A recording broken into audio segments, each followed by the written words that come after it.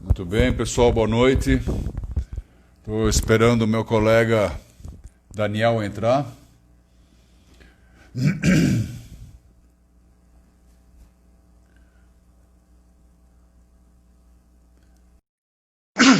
Já deu ok, está entrando já.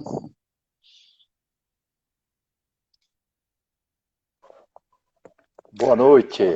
Daniel, boa noite, tudo bem? Tudo bem, Frank? Tudo bem. Bacana. Já É temos isso aí. algumas, já temos algumas pessoas aí entrando. Já vi que Sim, o Ranieri, que é um cliente nosso, já entrou. que bom, que bom. Esse assunto a gente é suspeito, né, Frank? A gente estava comentando aí ó, que se o Instagram deixasse, a gente ficaria umas 6 horas falando sobre Mais isso. ou menos, mais ou menos, mais ou menos, Daniel. Muito bacana. Falar de estratégia de controle numa empresa são assuntos fundamentais, né? Sem dúvida. Muito bom. Bom, antes de mais nada, né, queria agradecer aí a presença de quem está nos assistindo, né, quem está entrando, apresentar o Dr. Daniel, né, um advogado aí muito forte, né, aqui no nosso estado de São Paulo e grande parceiro nosso aí em algumas empreitadas. E é um Sem dúvida. prazer muito grande, Daniel, estar conversando com você hoje, estar compartilhando, né? Nós temos alguns trabalhos aí em conjunto, fazemos parte de um Sim. time aí super forte, multifuncional, né? Que ataca várias frentes aí da empresa, nós vamos falar mais para frente, mas Sim. é muito bacana poder compartilhar essa hora com você, né? Trocar ideia de assuntos tão importantes, tão relevantes, né? Sim.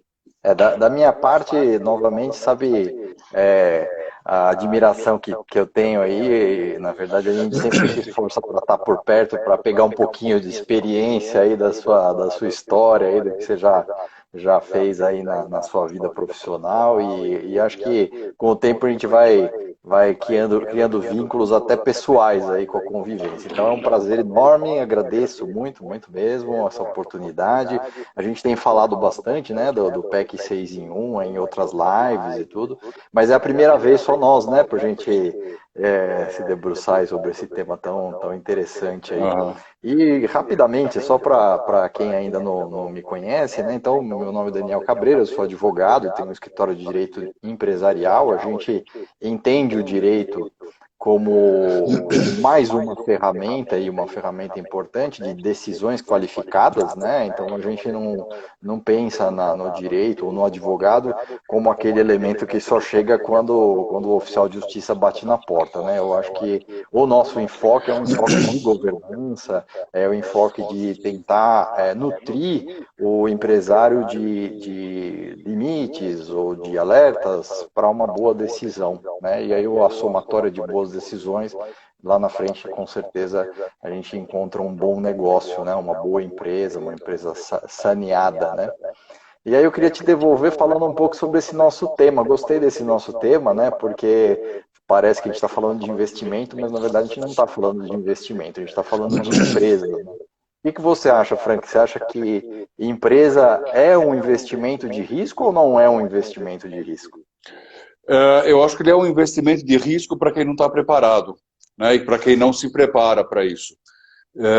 A gente tem visto, né, assim, depois da minha vida corporativa, né, que foram quase 30 anos aí na indústria automotiva, a passagem agora para consultoria, para o interim management que a gente também faz, a gente vê muito isso, principalmente nas empresas de porte médio ou médio grande. É, uma empresa, normalmente, ela nasce de uma ideia, né, de uma visão, de alguma paixão que alguém tem por algum produto ou por algum serviço. E isso é muito bacana, né, porque o país precisa disso, né, isso vai gerar emprego, vai gerar renda, vai gerar, né, vai fazer com que a economia, com que a máquina gire. Mas o que é importante também é que a partir do momento que essa pessoa decide partir para algo maior, né, realmente abrir uma empresa, produzir um produto ou entregar um serviço, ela precisa começar a ter a visão do todo, né? E eu acho que esse é um grande passo e uma grande dificuldade que muitos têm. É sair do sapato do empreendedor, né, que é o início, né, de qualquer coisa, é um empreendedorismo, e calçar o sapato do empresário, né? E esse passo eu vejo que muitas empresas têm dificuldade em fazer.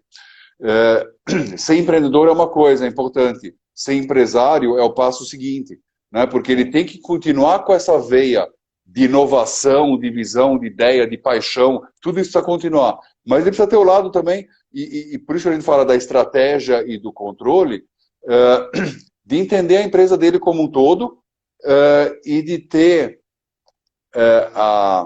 o discernimento de saber que ele precisa formar um time forte de pessoas que, nas suas atuações específicas, sejam melhores do que ele, porque ninguém é bom em tudo, né? E pessoas nas quais ele pode confiar, para ele conduzir, obviamente de uma maneira geral, né? Ele é o dono, ele é o presidente, o CEO, seja o que for, mas ele precisa ter pessoas de confiança embaixo dele, que obviamente ele vai controlar os resultados e tudo mais, mas que possam agregar, que possam somar, né? O Steve Jobs, não sei se foi o Steve Jobs ou o Bill Clinton que falou isso, ou enfim, o Bronson da Virgin, mas um desses gurus e grandes homens de sucesso, né, no mundo moderno, eles falaram: por que eu vou contratar pessoas que são melhores do que eu para dizer a elas o que elas devem fazer? Né? Então, assim, eu sou, só para citar um exemplo muito rápido, eu sou um cara muito mais técnico, muito mais voltado para a operação, para o chão de fábrica, para o planejamento, para a estratégia e tal. Eu não sou um cara especialista na área de finanças, assim como eu não sou especialista na área de direito.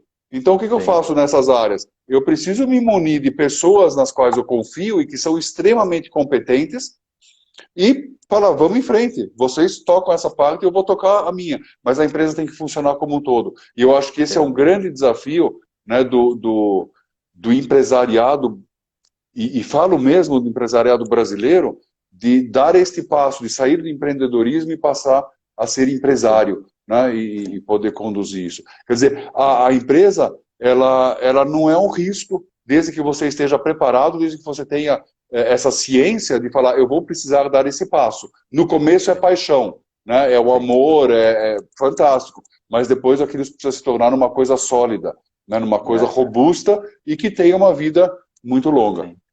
Para complementar, eu tenho uma frase recorrente até no nosso grupo lá, que é: se você quer ir rápido, você vai sozinho, né? Mas se você quer ir longe, você tem que ir bem acompanhado, não é só acompanhado. É isso aí, né? É isso aí.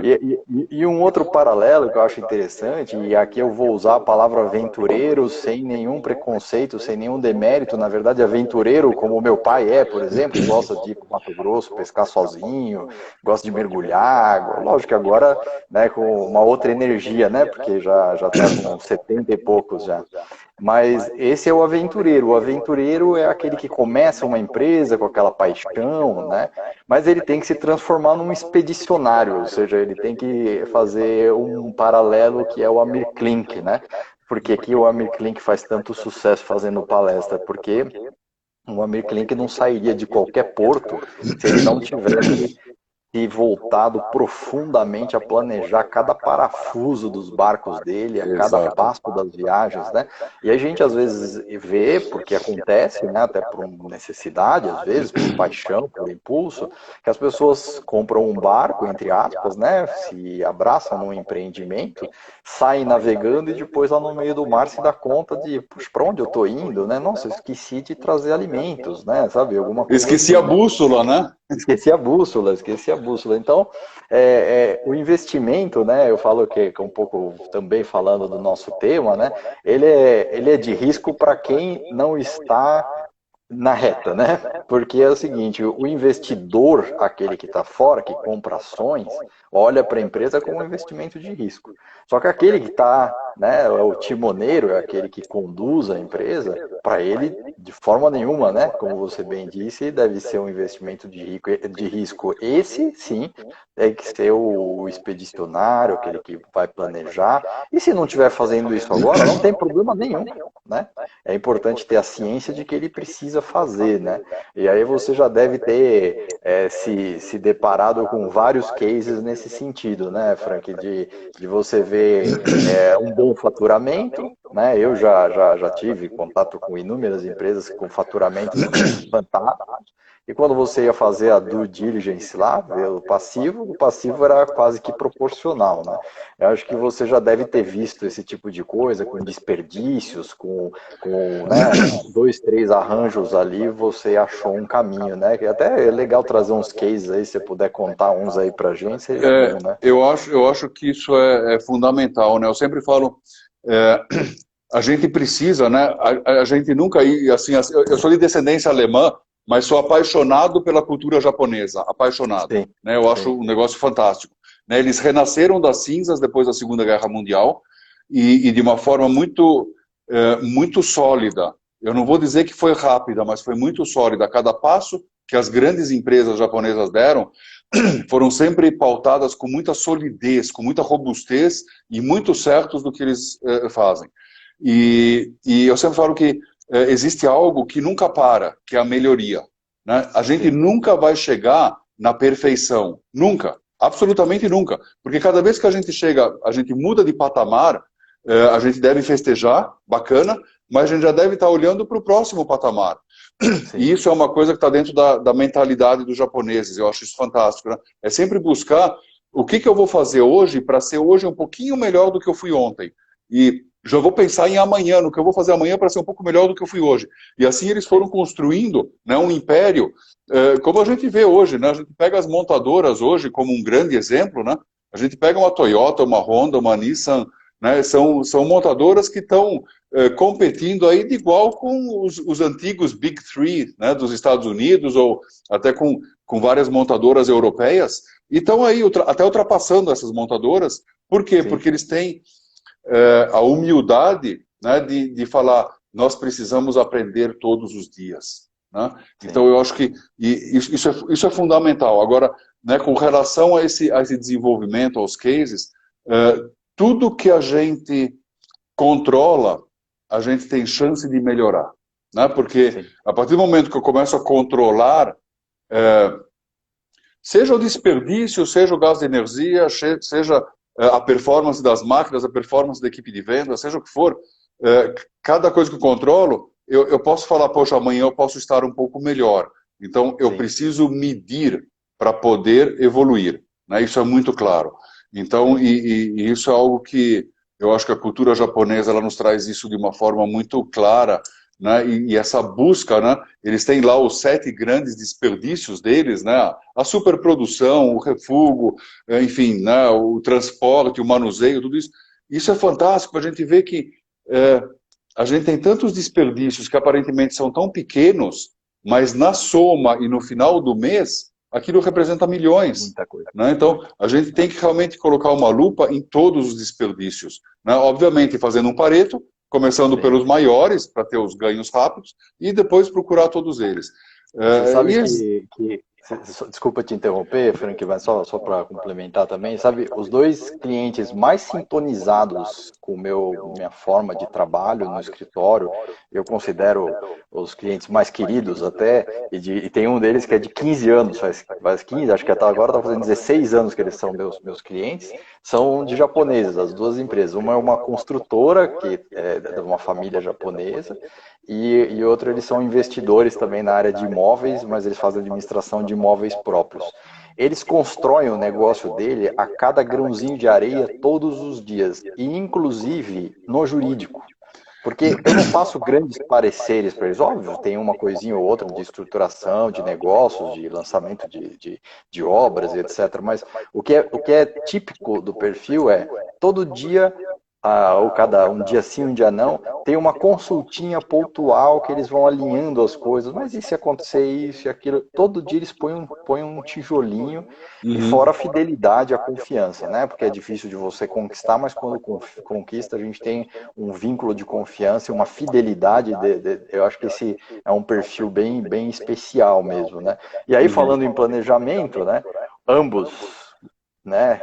Dedicação muito grande a planejamento, sabem o que querem fazer o ano que vem, daqui 5 anos, trabalham nisso diariamente, né? Então acho bem legal você trazer isso, que a gente tem isso em comum, essa admiração aí pelo jeito de fazer negócio dos japoneses, né? É muito bacana. Daniel, a Verônica está avisando que o teu som está dando um pouco de eco. Não Ah, sei se é é? posicionamento do microfone, enfim. Mas bacana. Deixa eu ver. Obrigado, Verônica. Obrigado pelo aviso. Às vezes pode E ser a minha. eu estou ouvindo você muito bem, mas talvez quem Tá. não quem esteja assistindo tenha algum problema. Mas bacana. É...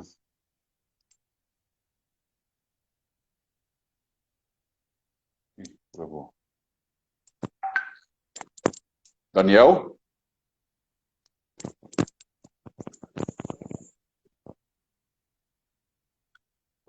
E Ok. agora, melhorou? Eu estou ouvindo você super bem. Vamos ver Tá, se volta o pessoal aí. Legal. beleza. Eu acho que isso a gente tocou em alguns pontos bem importantes, né? Quando a gente fala de estratégia ainda, né?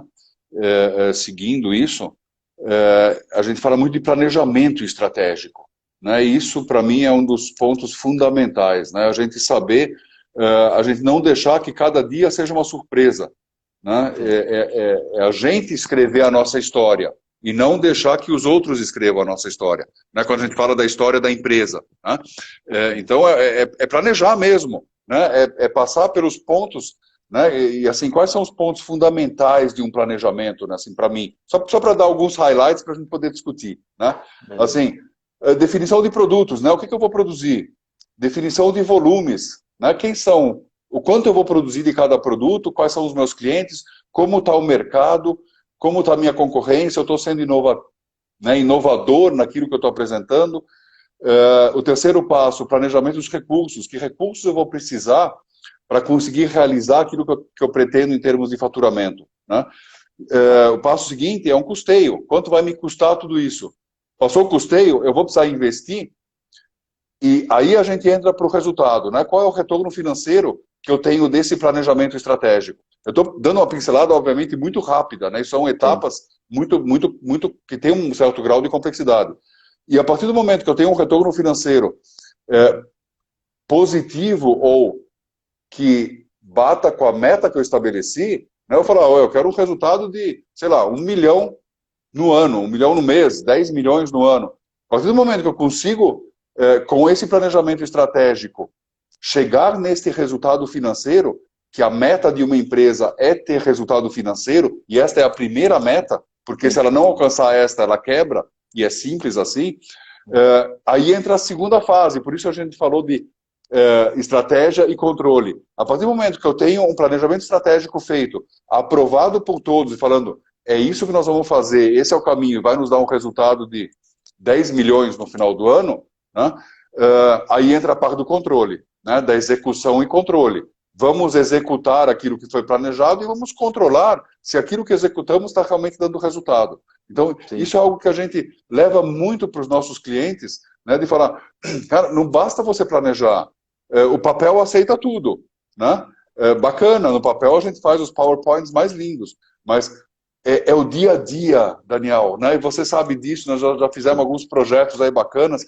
É o dia a dia, é suar a camisa, é ter desafios, é ter discussões calorosas com a equipe, é cada dia buscar algo melhor, né? Realmente, e é um trabalho, né? Eu escutei uma frase outro dia que foi muito legal, né?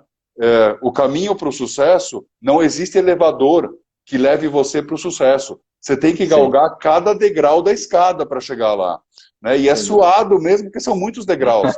Então não tem Sim, elevador para o sucesso, né? É através né, da luta do sim, dia a dia, de suar mesmo, de acordar cedo, de ir para a fábrica, ir para os negócios, fazer reuniões, enfim. é esse mesmo, esse é o caminho para a gente conseguir chegar no E sucesso.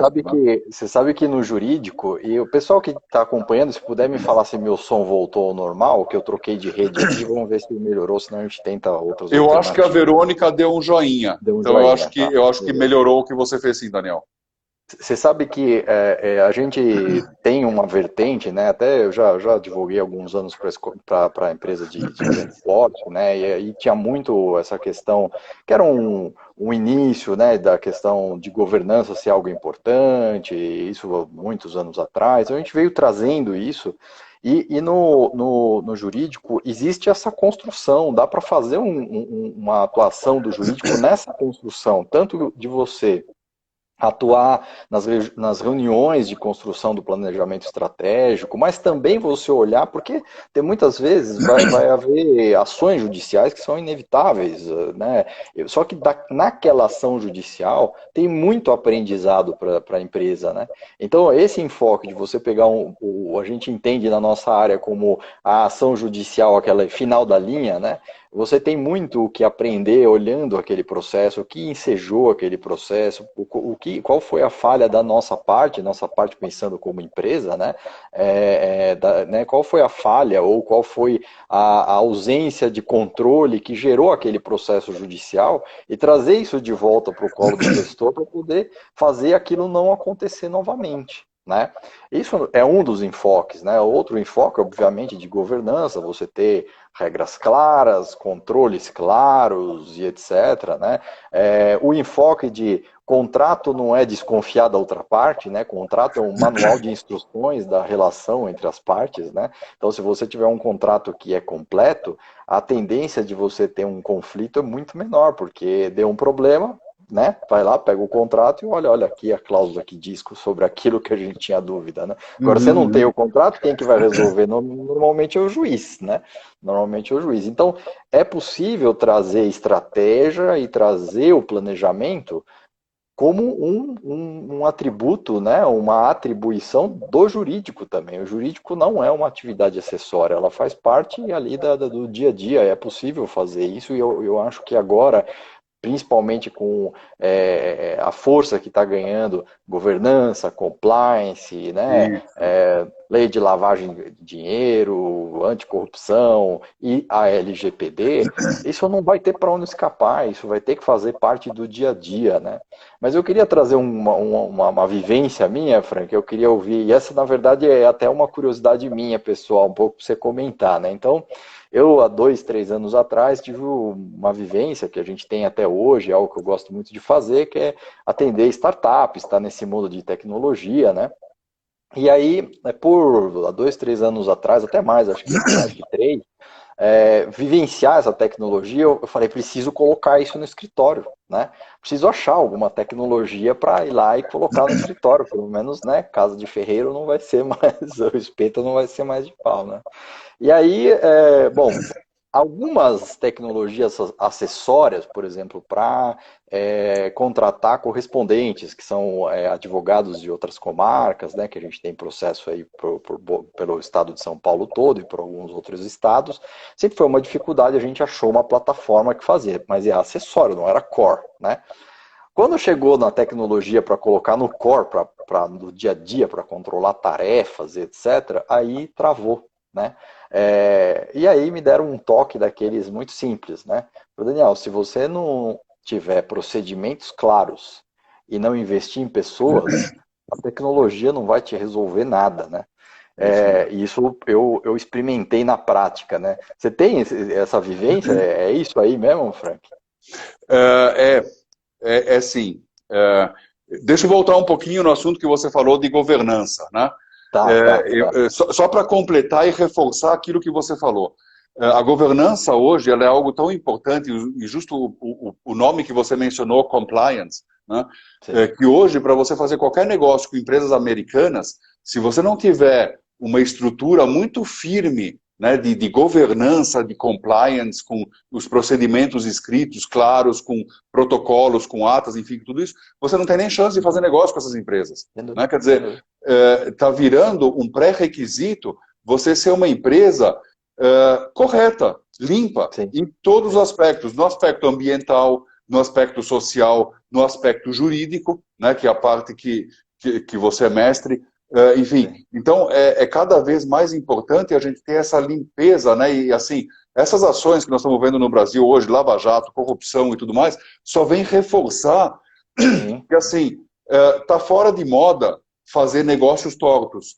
Né? Isso está fora de moda, isso não existe mais. Isso é uma coisa que talvez foi lá dos anos 50, 60, 70, 80, enfim. Mas hoje, nós estamos escrevendo o ano de 2020, hoje a gente preza muito mais os negócios que são limpos, né, que são transparentes, do que aquele, não, vamos dar um jeitinho, vamos fazer, vamos tirar o nosso. Isso está fora de moda, isso não existe mais. Né? Nós estamos procurando empresas que sejam responsáveis socialmente, ecologicamente, juridicamente, enfim, que tenham uma vivência. Então, só reforçando aquilo que você falou. Sim. Muito bacana. E só um comentário para entrar de novo na questão da tecnologia, assim, é aí que eu reforço e falo, às vezes dou umas palestras a respeito de jurídico como diferencial competitivo. Você tem condição de fazer uma adequação da governança da sua empresa, trazer algumas medidas de compliance, fazer alguns comitês, instituir algumas políticas e você fica diferente no mercado. As empresas que estão de fora, elas vão vir para cá e agora com mais força ainda por conta da questão do dólar, por conta do pós-pandemia ou pós-pandemia, né? Tem já esse movimento, né? E elas vão procurar empresas que tenham isso que você falou, né? Aí é o diferencial. Então, de 10 concorrentes, um só tem isso, quem que vai ser o cara? É ele, é isso. Então, até comentando aqui, né? Não basta fazer as coisas certas, mas tem que provar que está fazendo as coisas certas. É isso mesmo, essa é a nossa vida. E muito bacana, obrigado pelo comentário. Bom, da tecnologia, vamos voltar lá para o próximo da tecnologia.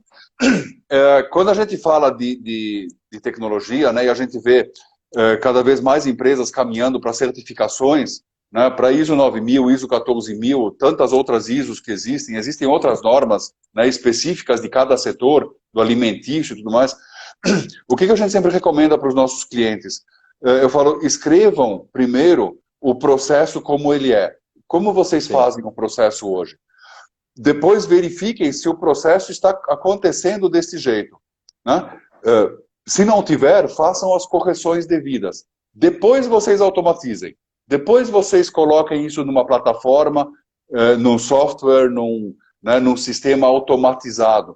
Porque senão, vocês vão automatizar um desejo.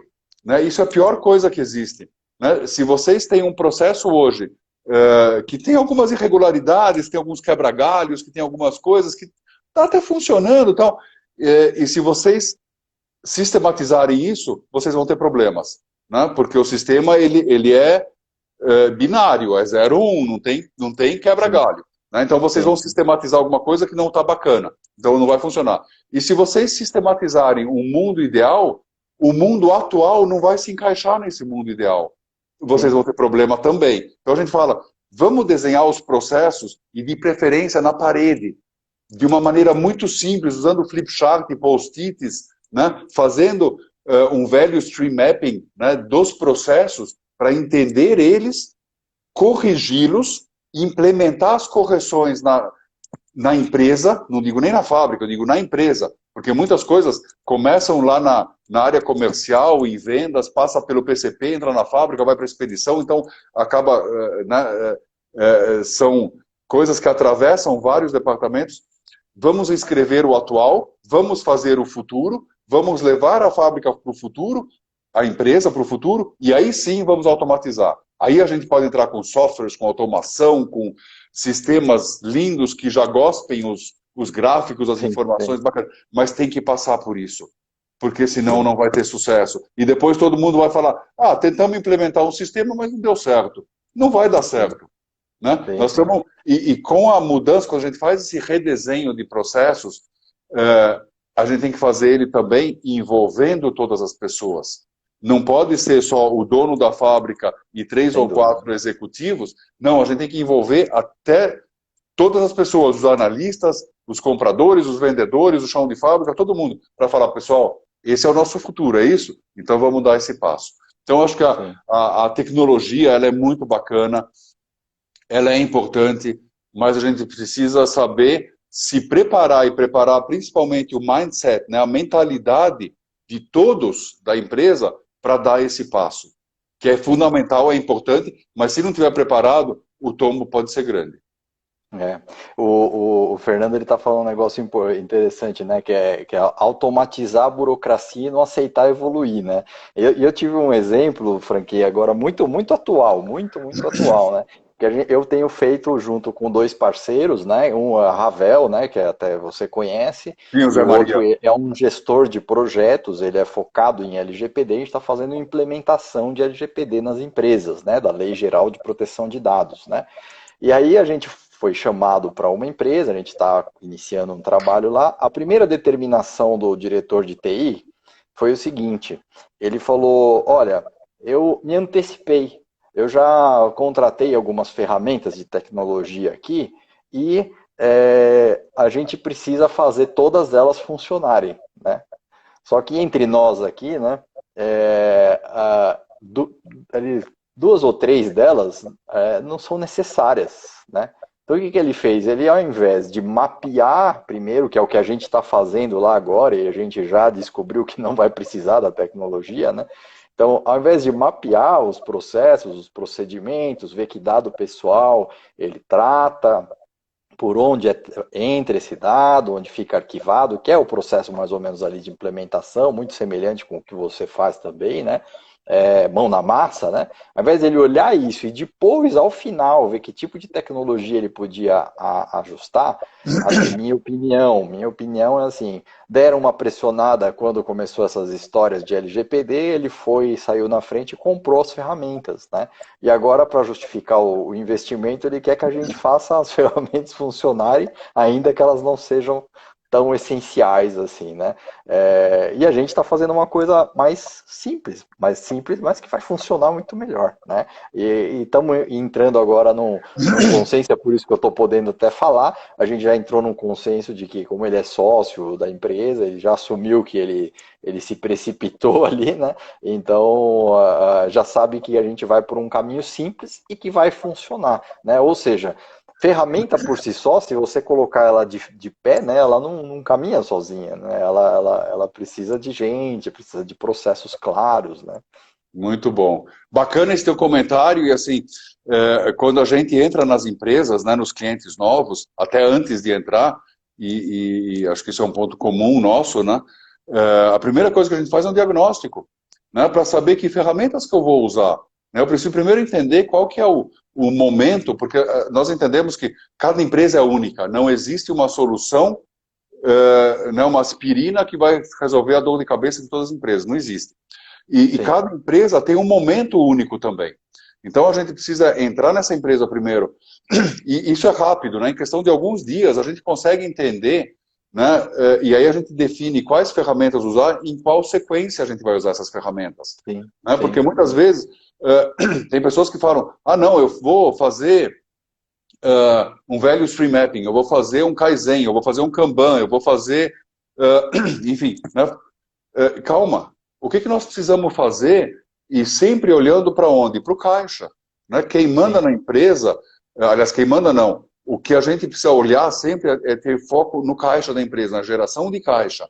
Né? Porque o caixa por si só... limitador real, né? Então, mas assim, muitas pessoas falam, não, eu faço gestão de caixa, eu faço não sei o quê.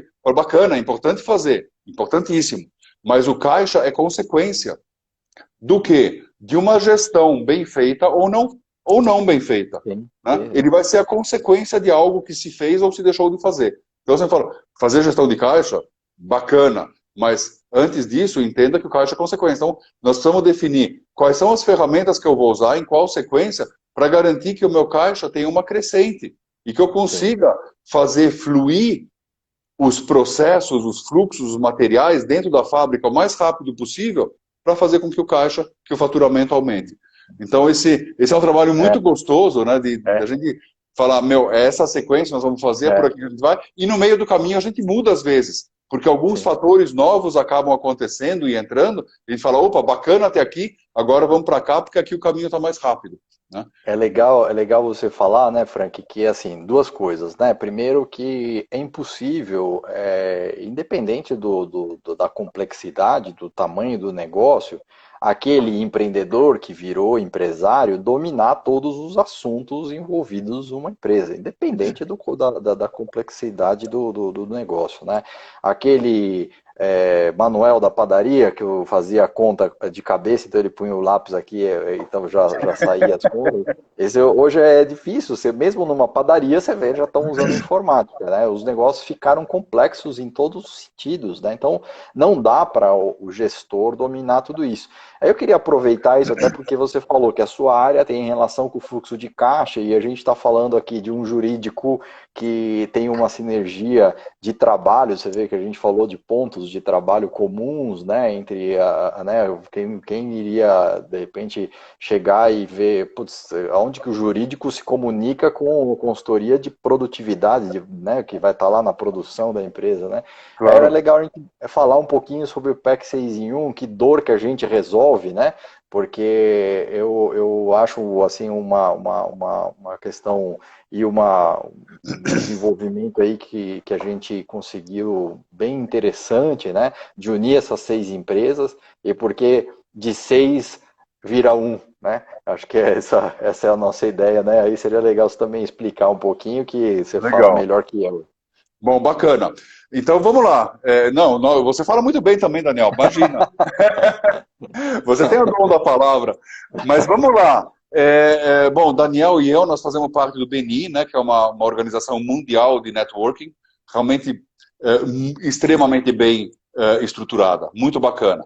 E eu sou novo lá, eu ainda, né, eu comecei uma semana antes da pandemia, mas já fiz grandes contatos, grandes amigos e muito bacana.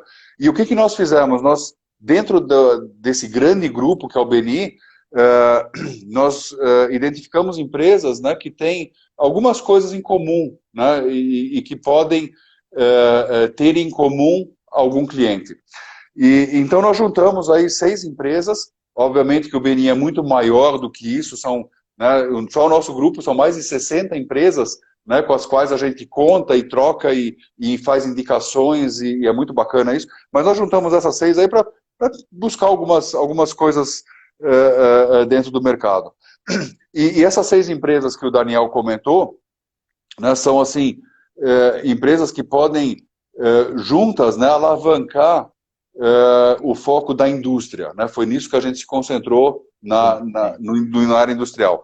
Então nós temos lá uma empresa voltada para a área financeira, né, que é a Lucrativité.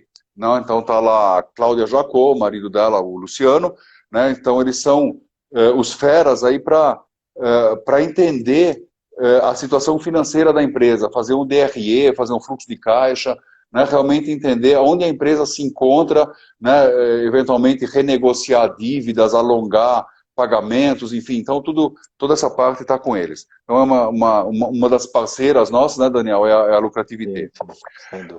A outra é a Jaguar, né, a Jaguar, que é uma empresa voltada para a contabilidade. Então é uma empresa também extremamente forte, com inúmeros clientes e experts muito fortes na parte de automação, né, justamente quando a gente fala de tecnologia, de ter sistemas robustos para garantir que a parte contábil esteja totalmente em ordem, sob controle, que é fundamental. Então a gente tem lá o pessoal da Jaguar, a Cláudia, o Lorival, né, da Jaguar, que compõem também o nosso time. E eu vou falar ainda da Valean, e aí depois eu vou pedir para você falar das outras 3. A Valean, agora falando do Fernando, né, porque eu gosto tanto do trabalho dele. Então, eu vou falar da Valean, né, a Valean é a Verônica, que está junto com a gente no time, muito bacana. Eles falam de medicina e segurança do trabalho, e é um assunto, assim, básico, né? Eu tive a oportunidade de ser diretor de várias fábricas, né, então eu tinha responsabilidade por até 8.000 empregados, né, e a responsabilidade que a gente tem é garantir para as famílias que o empregado que está entrando na nossa fábrica de manhã saia com o mesmo nível de saúde que ele entrou, íntegro, né? Sem lesão, sem acidente, sem né, sem nada, né, de ruim. E a Verônica da Valian, ela cuida disso com uma primazia muito bacana, né, da segurança, medicina do trabalho, além de ter toda uma equipe, né, ela e toda a equipe, focada em todas as normas, né, as NRs, né, as normas regulamentadoras, que garantem a segurança dos equipamentos e, ao mesmo tempo, a segurança dos trabalhadores que trabalham com esses equipamentos. Então, é mais uma empresa aí, a Valian, que se juntou a nós com essa parte importantíssima, que é garantir a integridade, né, de cada trabalhador, de cada pessoa que entra na empresa. Daniel, deixa com você as outras três. Tá. As três aí é fácil, né? Porque aí tem a Actus, né? A Actus a gente já está falando bastante aí, mas sem dúvida nenhuma, acho que é um dos pilares aí do nosso grupo, do PEC 6 em 1. E tem o nosso escritório e tem o Fernando. E depois que eu descrever o Fernando, eu vou justificar porque é um dos pilares, tá? O Fernando, eu acho assim primordial o trabalho dele, é essencial, porque inclusive ele resume bem aqui, ele colocou, né, como que o empresário enfrentar uma mudança, se há muitos anos ele faz a mesma coisa e até então a coisa até vinha bem, mas agora vem mal, e aí ele tem vergonha de assumir isso, que ele vai ter que mudar ou que ele sempre errou, né? A gente tem também aquela questão da sucessão empresarial, como vou respeitar meu filho agora como diretor da empresa e eu vou ter que vir aqui só de vez em quando de chinelo, né? Tem uma série de limitadores que o empresário vai enfrentar em momentos de crise ou momentos de mudança, momentos de transição, né? Quando vai ter uma transição entre pai e filho, por exemplo, de uma empresa, né? Então, essa série de limitadores mentais, o Fernando consegue mexer nisso, ele é um estrategista emocional, né? Tem uma série de decisões, por exemplo, como demitir pessoas, como dispensar um prestador de serviço antigo, um fornecedor antigo, que ele vai ajudar o empresário a tomar com firmeza e cuidar da saúde da vida dele, né? Da mesma forma que a Valian cuida da saúde e da vida dos funcionários, o Fernando também cuida da saúde e da vida das pessoas, mas é da saúde mental e, consequentemente, da qualidade de vida e de um encaminhamento para a vida sempre com essas bases, né? E quando eu falo que a Actus e o Frank é um dos pilares, é que o Frank, ele sempre bateu nessa questão de 6 empresas serem uma, né? Não que a gente seja uma mesma empresa, mas é que a empresa que se aproxime, que a gente vai prestar algum tipo de trabalho, ela tem uma coisa que o Frank sempre brigou dentro do nosso grupo, é que a gente se fale antes de entregar uma estratégia para o cliente, né? É diferente o cliente contratar 6 consultorias, que uma vai brigar pelo caixa, outro vai brigar pela saúde do funcionário, outra vai brigar pela produtividade, o outro vai brigar pelo passivo judicial. E se elas não se falarem, quem vai ter que decidir o que fazer é o empresário, ou seja, mais um ônus para ele, né? A quem que eu vou destinar o caixa hoje? A comprar um equipamento novo para o Frank ou um elemento de proteção para a Valian, né? E a gente então faz a sinergia das 6 em uma, não que seja uma empresa só, mas é que a gente entrega já os elementos para a decisão devidamente digeridos e analisados entre nós. Eu acho que isso é um grande diferencial e é uma dor que a gente atende, assim, eu vejo, porque a gente em conviver com outras consultorias dentro de empresa, às vezes a gente vê essa perda de energia, né? Você ter alguns especialistas discutindo uma estratégia e depois ela se dissipa porque o ego ou a concorrência pelo caixa, a concorrência por aquele budget ali que estava reservado, acaba dissipando uma estratégia que, como a lucrativité aqui, como a Cláudia está dizendo, tem que ser única, né? É por isso que de 6 sai 1, né? 6 em 1, PEC 6 em 1. E aí você sempre brigou muito por isso, né, Frank? Dentro da nossa sinergia aí, né? Porque no fim do dia a empresa é uma só, né? Sim. E a gente tem que sempre direcionar o que é melhor para a empresa, né? Isso não significa que os outros assuntos vão ser deixados para trás ou negligenciados, não. Mas existe uma sequência, né, que precisa ser priorizada. para garantir a sobrevida da empresa, né? Isso é um ponto fundamental. E isso é super importante. Eu acho que, e até em função da pandemia, ou antes da pandemia também, né? Uma empresa, o sucesso de uma empresa está na cabeça e no coração das pessoas, né? Isso é muito claro, porque qualquer um pode comprar um prédio, pode comprar máquinas, pode instalar máquinas e pode fazer um produto. Mas são as pessoas, o diferencial está nas pessoas. E se as pessoas não entendem, ou se o gestor dessas pessoas não entende que é importante ter um time alinhado com planejamento estratégico, que nós acabamos de falar, né, com controles, com tudo isso, mas alinhado e dizer, nós todos somos uma equipe única e uma empresa única que tem um objetivo único, e todos nós, cada um com a sua contribuição, tem que caminhar para isso, a chance de sucesso é muito pouca. Então, o assunto inteligência emocional, né, que é o assunto que o Fernando trata com uma primazia, com, né, um conhecimento profundo demais, é um assunto fundamental. Porque se você não conhece, se você não consegue uma harmonia dentro de um ambiente de trabalho que tem que ser, ao mesmo tempo, desafiador, quer dizer, tem que ser challenging, né? Quer dizer, todo mundo tem que se sentir um pouco incomodado para fazer as coisas acontecerem e tal, mas tem que acontecer num ambiente bacana também, né? Onde as pequenas vitórias também devem ser comemoradas, né? Onde cada um tem a chance também de falar qual é a sua frustração, o que não está legal, e vamos deixar legal o que não está legal, né? Dentro dos parâmetros da empresa. Então é fundamental, e acho que na época de pandemia mais ainda, porque cada um né? A gente tem hoje um medo do vírus, a gente tem um medo de, né, que a gente, né, coloca máscara, lava a mão, põe gel e faz tudo, mas essa situação ela está rondando a gente, quer dizer, o nível de estresse de todos hoje está num patamar acima do que já esteve, né? Por todo esse medo. Então, assim, só posso compartilhar assim, o trabalho que o Fernando faz em trazer essa harmonia para o ambiente de trabalho, fundamental, fundamental.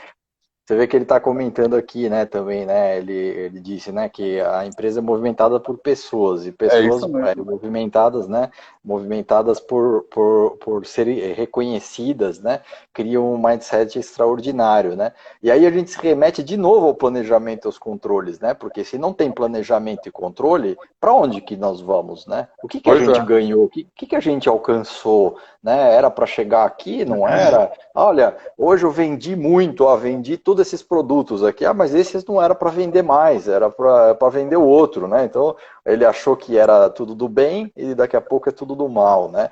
E, então fica uma questão que essa mesma instabilidade que a gente está vivendo com a pandemia, se você não tem claramente para onde vamos juntos, um controle. Você não tem como festejar e se aliviar um pouco dessa insegurança que a gente está vivendo, né? Então, eu acho que é primordial, né, saber qual é o próximo passo. Eu tenho essa mania que eu termino reuniões, eu falo assim, bom, tudo bem, vamos terminar. Falo, mas e agora? Qual é o próximo passo, né? Porque a gente precisa disso, né? Como se fosse quase uma segurança, né? É a famosa perguntinha, né? Quem faz o quê até quando? Isso. Não é? É isso. Quem faz o quê até quando? Né? E se isso não está claro, eu participo de muitas reuniões que acontece, eu falo, pessoal, e agora? Né? Quem faz o quê até quando? Nós falamos um monte de assuntos, mas quais são as decisões que nós tomamos? E quais são as decisões que vão levar a nossa empresa um passo para frente? Né? Isso é importante. Mas é isso, são pessoas, é isso mesmo, Fernando. São pessoas que fazem a empresa. Tem dois livros aí que eu li que falam muito sobre isso, que é aquele Homo Deus, do Harari lá, que acho que todo mundo conhece, e tem um outro que é do brasileiro, acho que vai me fugir o nome dele agora, mas eu vou lembrar, que chama O Verdadeiro Criador de Tudo, né? Que, na verdade, ele tá falando, ele é um especialista em cérebro, né? E foi aquele que fez aquele exoesqueleto na abertura da Copa, é um cientista famoso brasileiro. E ele fala também sobre a capacidade que o ser humano tem de entrar em sinergia com outro cérebro. Essa é a pesquisa dele, né? Por algumas razões, e o Harari também dizia isso, né? Nós hoje estamos no topo da cadeia alimentar como seres humanos, simplesmente porque a gente consegue distribuir imagens que se transformam em missão, né, a uma infinidade de pessoas. Então, o próprio instituto da empresa, a empresa é uma imagem que o ser humano... Então, a gente respeita a Honda, por exemplo, por ser uma marca, mas, ao mesmo tempo, o que é uma Honda? Se não é uma imagem que o ser humano produziu, que gera riqueza e etc., né?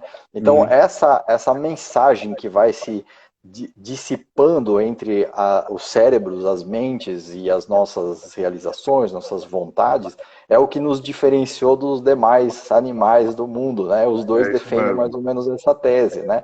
E se essa mensagem não for clara, não for específica, não tiver um propósito, né? Hoje as empresas buscam muito isso, né? O propósito, né? E isso a gente realmente não tem aquela vontade nem de levantar da cama de manhã, né? Por quê, né? Que daria o próximo passo e não existe claramente um próximo passo, né? E aí a gente já tem só mais 10 minutos aí. Eu queria te ouvir, sabe o quê, Frank? Como é que fazia gestão de, sei lá, 3.000 pessoas que você fazia no seu passado próximo, né? Como fazer isso com 3.000 pessoas, né? Acho que deve ser realmente um desafio, né? Ou mais, mas não sei quantas pessoas que tinham abaixo de você. O maior desafio que eu tive entre pessoal de produção, né? Diretos, indiretos, mensalistas, enfim, né? De gestão e tal, eram quase 9.000 pessoas. 9.000 pessoas. É algo que... É um trabalho e uma dedicação muito grande, porque foram fábricas, né? As outras foram menores, uma de 5.000, a outra de 1.000, enfim, mas também volumosas, que Sim. trabalharam em 3 turnos, né? Quer dizer, você roda 24 horas, e é claro que você tem que ter uma equipe muito boa de gestores que estão ligados diretamente a você, que você tem uma confiança muito grande. Né?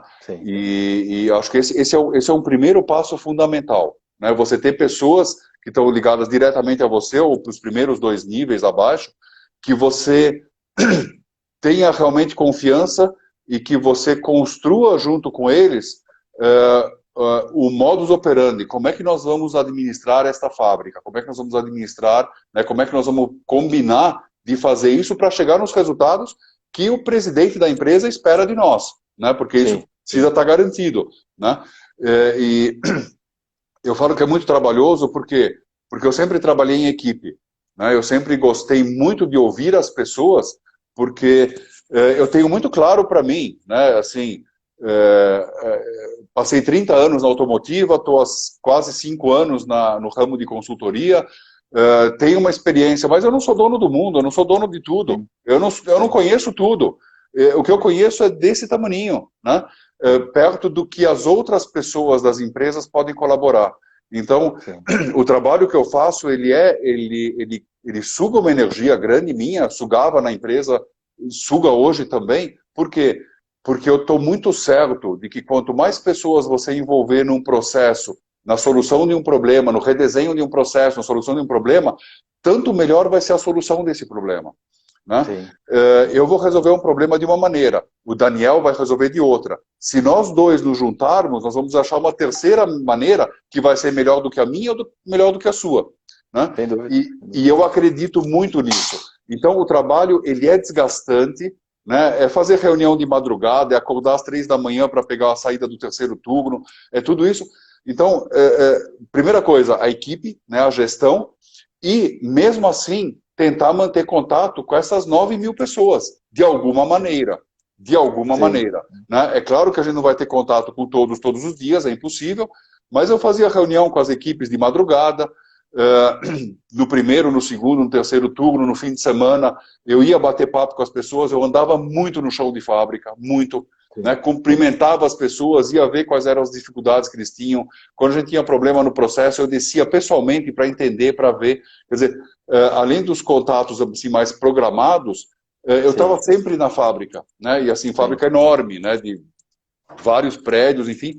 Mas eu achava todo dia um tempo para descer na fábrica, para conversar com as pessoas, para entender. E eu acho que isso cria também o que a gente tanto valoriza no BNI, né? É a criação da confiança, né? E a partir do momento que você tem confiança na sua equipe, né, as coisas começam a fluir de uma maneira cada vez melhor. Eu acho que isso é fundamental. Até que o Alessio está comentando, né? Que é ir lá sentir a sinergia entre todos, né? Você descia lá para sentir. Isso acho que é o que move a gente, né? Eu, pelo menos, eu trabalho assim por pessoas, sabe? Eu não atendo CNPJs, eu atendo pessoas, eu procuro, ainda quando a contratação vem de uma gerência, eu vou procurando sempre ter uma pessoa como referência dentro da empresa e tentar chegar nos sócios porque se sentindo aquela sinergia com o ser humano, acho que você pulsa um pouco até o próprio negócio, mesmo que a gente não faz parte, mas parece que faz parte, para a gente torcer por aquilo, né? Eu acho que tem muito, muito a ver com pessoas e com essa energia mesmo, né? Que a gente precisa colocar nos negócios para eles poderem ter um sentido e buscar isso que a gente tanto almeja, aí, o PEC 6 em 1, as nossas empresas e as empresas que a gente vai trabalhar, que são as empresas dos nossos clientes, que é ter sucesso, ter um equilíbrio, conseguir planejar, realizar esses planejamentos, acho que é muito realizador mesmo, né? Fundamental. Eu sempre falo, né? Atrás de cada CNPJ existem um monte de CPFs. Né? E são as pessoas que fazem toda a diferença. Né? Bacana. Sim. É muito bacana isso. Muito bom, Daniel. Assim, cara, muito bacana a conversa com você. Muito obrigado, né, por compartilhar. Nós vamos gravar isso aqui, nós vamos jogar no YouTube para quem, né, para quem perdeu ou entrou mais atrasado, enfim, ou quiser assistir depois. Mas quiser compartilhar também, né? Quiser compartilhar, fique à vontade, por favor. Né? E assim, foi uma conversa muito bacana, muito enriquecedora e acho que deu para a gente esclarecer para mais algumas pessoas, né, qual é o objetivo do nosso trabalho, né, que nós queremos realmente, né, oferecer um pacote diferenciado para uma empresa, uma solução integrada. Né? Cada empresa dessas que nós citamos, ela permanece com a sua identidade própria, mas em conjunto nós conseguimos oferecer uma solução mais harmoniosa entre todos. Né? E é muito bacana, eu fico muito feliz em fazer parte desse PEC 6. Frank, muito, muito obrigado. Você sabe que a gente só tem a crescer aí em sinergia, em confiança. A gente tá fazendo esse caminho, trilhando esse caminho e para mim é só um orgulho e acho que temos muito, muito que colher aí disso aí mais para frente aí, né? Fantástico. Bacana, muito Daniel. Bom. Um grande abraço. Aos nossos espectadores, muito, muito obrigado por estarem conosco, por nos acompanharem. E se tiverem qualquer dúvida, por favor, nos procurem. Né, nós estamos no LinkedIn. Né, por favor, se dirijam a nós. A gente vai ter todo o prazer em responder perguntas, em fazer uma nova live, em interagir com quem precisar. Tá bom? É isso aí. Muito obrigado a todos. Daniel, um abraço e um abraço a todos. Até, uma boa noite.